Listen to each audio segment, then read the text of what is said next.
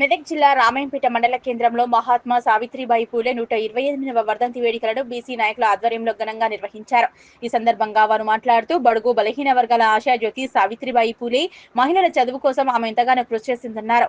మహిళలు చదువు కోసం మహానుషులు కృషి చేసి చదువు నేర్చుకుని ఎంతో మందికి మహిళలు ఆదర్శప్రాయంగా నిలిచారన్నారు. సమాజంలో సమసమాజ స్థాపన కోసం కృషి చేసిన మహనీయురాలు సావిత్రిబాయి పూలే అని కొనియాడారు. ఆమె చేసిన పోరాటాల ఫలితమే ఈ రోజు ఆమె వర్ధంతి జయంతి ఉత్సవాలను జరుపుకోవడం చాలా సంతోషంగా ఉందన్నారు. అదేవిధంగా మహిళలు వంటింటికి పరిమితం కాకుండా సావిత్రిబాయి పూలేను ఆదర్శంగా తీసుకొని మహిళల కోసం అనేక సేవా కార్యక్రమాలు చేయాలన్నారు.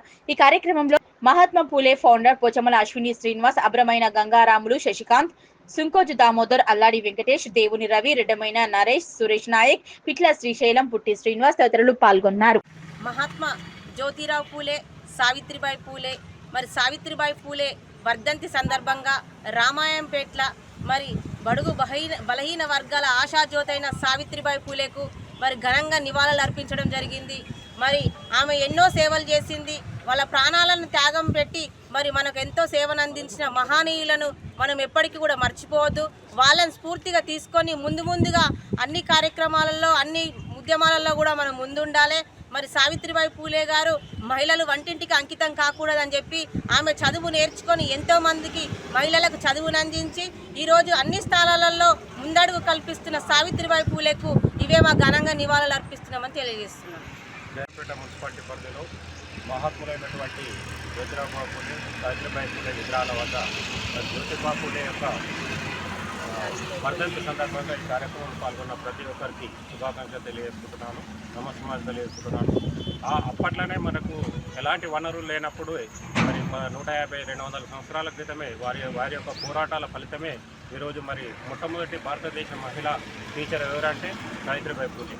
ఆమె బడుగు బలహీన వర్గాలకు చెందినటువంటి వ్యక్తి, మరి ఎంతమందికి ఆదర్శంగా నిలిచినటువంటి వ్యక్తి. అలాంటి మహనీయులను మనం ఇలా రామాయంపేట మున్సిపాలిటీ పరిధిలోను ఎప్పటికప్పుడు వర్ధంతి కార్యక్రమాలు కానీ జయంతి కార్యక్రమాలు కానీ మనం వాళ్ళని జ్ఞాపకం చేసుకుంటూ ఇలాంటి కార్యక్రమాల్లో పాల్గొంటే మన యొక్క పూర్వజన్మ కూడా సుఖంగా అవుతుంది అని చెప్పేసి కూడా ఈ సందర్భంగా భావిస్తున్నాను.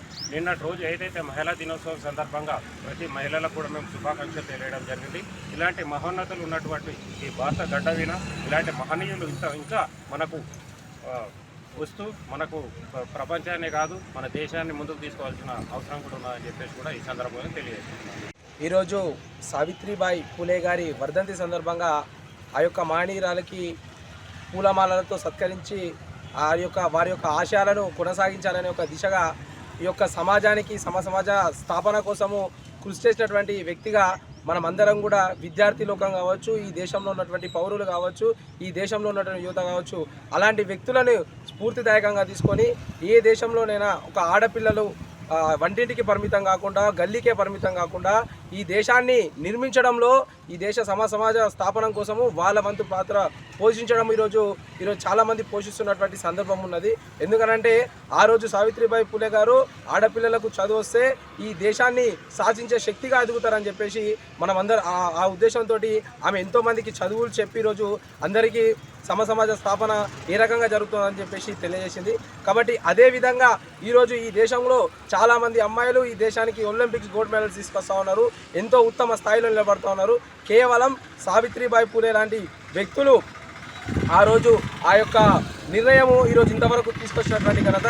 కాబట్టి ఈ దేశంలో ఉన్నటువంటి యువత చెడు మార్గాలకు పోకుండా, చెడు వ్యసనాలకు పాల్పడకుండా ఈ సమాజ స్థాపన కోసం, ఈ దేశ నిర్మాణం కోసం పనిచేసినటువంటి అవసరం ఉందని చెప్పేసి తెలియజేస్తున్నాను.